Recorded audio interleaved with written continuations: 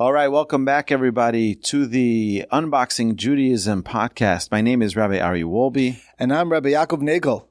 And we have the distinct honor of coming to you from Houston, Texas, even though it is scorching heat in Houston and very intense humidity. It is an absolute awesome day here in Houston. And we had another episode we wanted to share with you.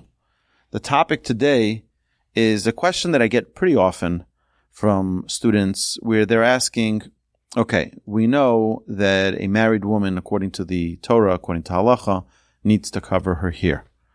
And what over the last about 100 years, maybe even more, women have been covering their hair with something called a shaitel or a wig. And in many cases, those wigs or shaitels look better than their real hair. So if, this is the question as I receive it, and Rabbi, we can expand on this, but the question is, if the whole idea of a woman covering her hair because she's married is to be more modest, then having a shaitel or a wig, which looks better than her real hair, is defeating the whole purpose. So, Rabbi Nagel, what do you say? So just to take apart this question, it's very important to understand a lot of times where questions are coming from and what they're trying to point out. So a lot of times people asking questions, they mean it in a sort of like a gotcha matter, meaning since there's no point because it's less modest perhaps sometimes, so therefore, why bother? Why bother with any covering? Why bother with any covering? Exactly. And that's sometimes it's an excuse. It's a good question, a very valid question. And in fact, there are many different opinions on a shaitel. And there are many rabbis who prefer other methods of covering hair. So can we go back to the original source in the Torah? Yeah, let's discuss where it comes from. And it's actually a Torah-based source. It's not imaginary. Okay. It's not made up by a bunch of rabbis. It wasn't a bunch of rabbis in a dark room somewhere, smoke-filled room, trying to figure out what can we do to make life more difficult for the Jews. For the Jews, right? Like it's not difficult enough. No, it's actually Torah-based. And, let's start with that. And then we'll analyze the halacha. And then we'll try and understand where, perhaps a little deeper understanding. So I believe the source is in the book of Numbers, when the Torah talks about, at the end of Parshas Naso, when it talks about the woman who is accused by her husband of being an adulterous woman. So it says in chapter 5, verse 18, and the koel shall stand the woman before Hashem, before the court, and he shall uncover the head of the woman, and he shall put upon her palms the meal offering of remembrance, a meal offering of jealousies. So if you're following right, what it's talking about, so this is a woman who was accused of having an adulterous affair with someone other than her husband. And it was more than just an accusation. The husband warned her not to be with that particular man because he already had a suspicion. And then she directly went and secluded herself alone with that other man. And then there was this process to sort of determine whether indeed she was guilty or not, because nobody knows what happened behind the closed doors. And part of the process is that she undergoes this denigration of having her hair uncovered, which right away tells you that it is the normal behavior of married women to have their hair covered as part of a sign that they're married and that they're attached to a particular man. And this is sort of the punishment for having done something to breach that bond between husband and wife. So it's a very interesting thing, because we can get into the whole idea, The questions vary so greatly. Like the question that many people have asked me is your wife's hair shaven, completely shaved off, and has a wig on top of a shaved head? The answer is no. But there are those who do. And just to deal with that issue as well. So we know that the hair is supposed to be covered for any woman who's married. But the next question is, do they shave off their hair? The answer is that the majority of people do not do that. And those who do it because of an extra stringency, where a woman who goes to the mikvah after a process of purity, of purification, a woman who goes to the mikvah cannot have even two hairs that are knotted together. They have to be completely unknotted in every way possible. As an extra stringency, there are some people who unknotting the hair would be too difficult or perhaps not perfect, so they shave off their entire head so as to ensure that when they go into the mikvah, there is no two hairs knotted together. But there is no obligation for an ordinary person who doesn't want to take upon themselves the stringency to shave off their head. Okay, so that's just another thing. So a typical married woman will have her hair and cover it and only reveal that hair in front of her husband. So there you go. Okay. Now, getting back to the actual question, which is, isn't it not modest to look better when her hair is covered with a wig that is perhaps more beautiful than her own natural hair? So it's a valid question. But if the method of the question or the sense of the question is that I'm trying to avoid doing what the law requires altogether, so then that's flawed in its own right. And that's something you have to just and it's not a question, it's an answer. It's an excuse. That's really what you're looking at for, and it is an excuse. That being said, it's a matter of halachic discussion. A lot of authorities do permit it. And to be honest, any woman who wears a wig will tell you that not only can they tell, but for themselves, they have like that built-in recognition, and they're carrying themselves in such a way that they are very aware that they are married, and they're carrying like themselves in that way. So that's the reality. The reality is that maybe they look beautiful, but they're still have that line, which is what they're doing with a wig, is showing that they are attached to their husband, they're connected to their husband, and they don't want to breach that kind of relationship with another man. It's very interesting. You're saying that it has nothing really to do with other people and how they perceive the woman who's married. It's for the married woman herself, how she will perceive herself as being reserved for her husband. And it is a very, very, there is no woman who wears a wig who is, even for a moment, not very aware that she is wearing her wig. Okay? Comes with an extreme consciousness. And not, right, exactly. And that is a very, very powerful thing in terms of how that woman will carry herself, how she acts with somebody else. It's with a certain dignity, with a certain appropriate distance between modesty. That's what's happening. And the reality is that it's not true that it doesn't matter. It does matter, and they know very, very well and they're very aware of their presence. It's not the duty of anyone to appear as ugly. That's not a requirement. That's not the Jewish belief. You want to be a beautiful person inside and out, but it's a matter of feeling that sense of, I have a bond with my husband, and that's what it's about. And that bond is very manifest and very felt and acted upon when they are following the law. So between me and you, that's the idea, that it really does work, honestly. And the behavior is by definition going to be different.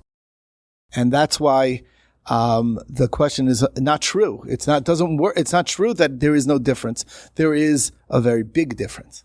I think like this is that one of the important pieces that people need to understand is that The Torah wants us not only to be beautiful and to feel good about ourselves, the Torah wants us to appreciate our own uniqueness and our relationships.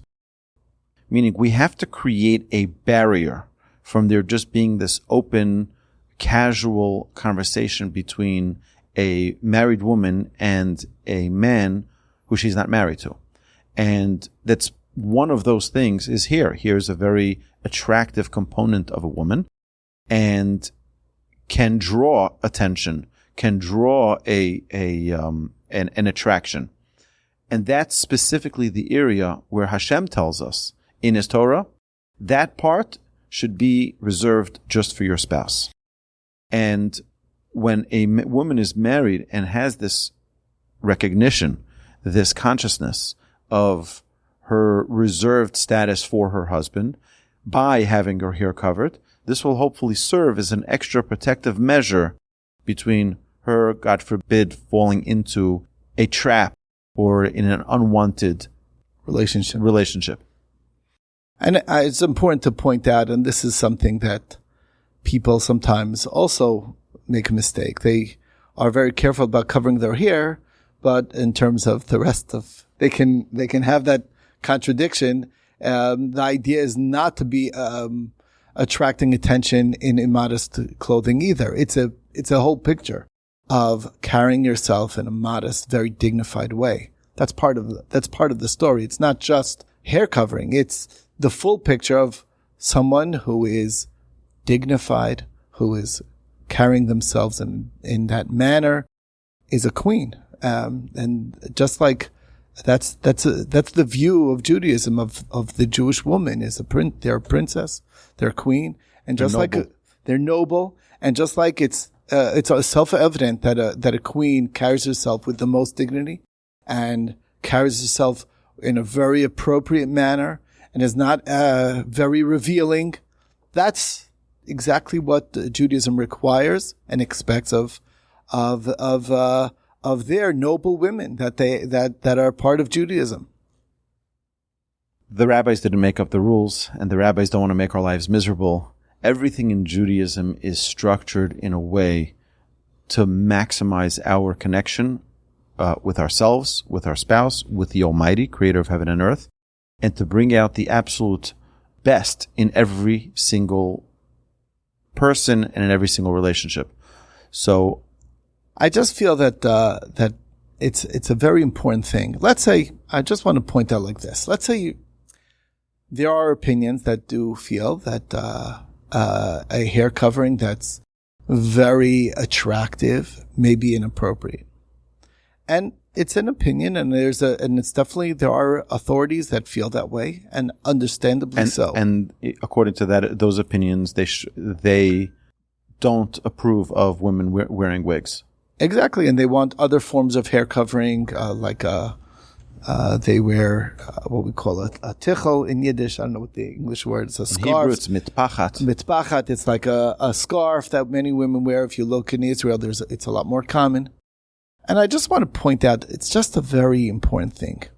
A lot of times people feel, well, I can't do the ultimate, most religious way because that's way too much for me. And therefore they drop everything. And I think that's a terrible mistake. And that it's not only, this is just a great example of that type of error, of way of thinking. You know, they say that one of the biggest mistakes Jews make about Judaism is that they think that it's all or nothing. And that's not true. You know what? I had someone once tell me, he says, Rabbi, who am I kidding? I'm going to wear a yarmulke when I come to synagogue, when I go eat non-kosher food. Like, who am I kidding? Like, it's like, it all has to be 100% or nothing. And that's not true. Everything that we can do, every step that a person can take is critically important to their growth and to their connection with the Almighty.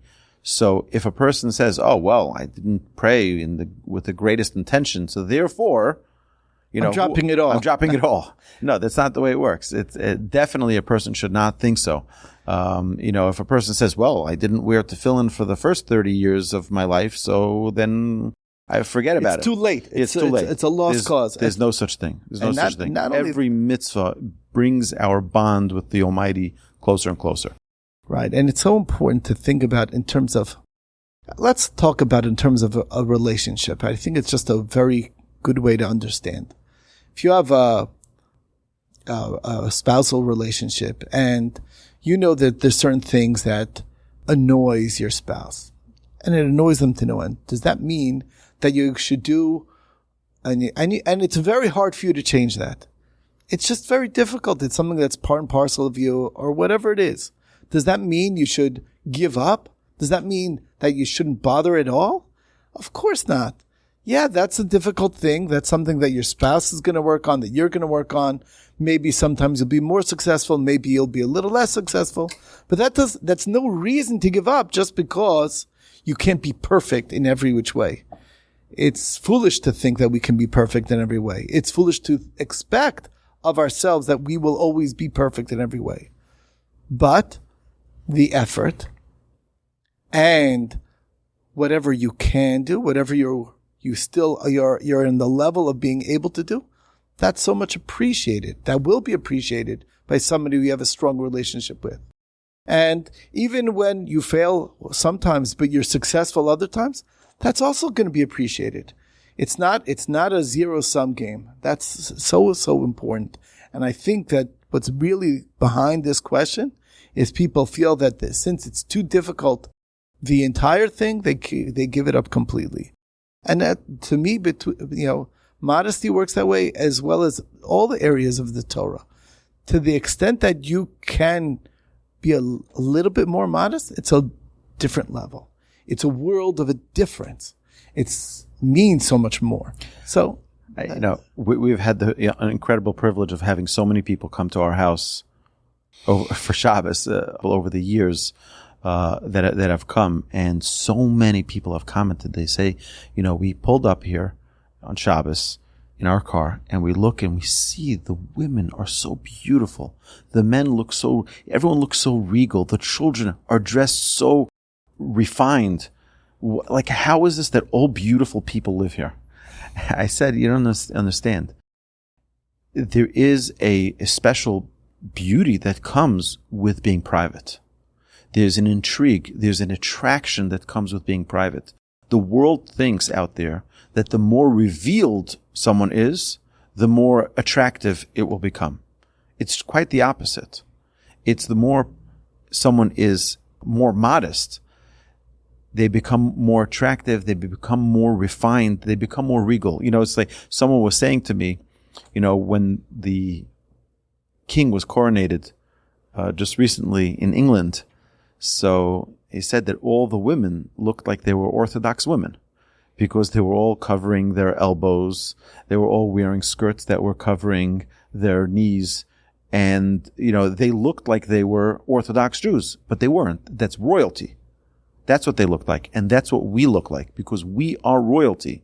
And that's what we need to constantly aspire to feel like we are worthy of being royalty. We are the children of Hashem, and Hashem wants us to walk around in a dignified manner.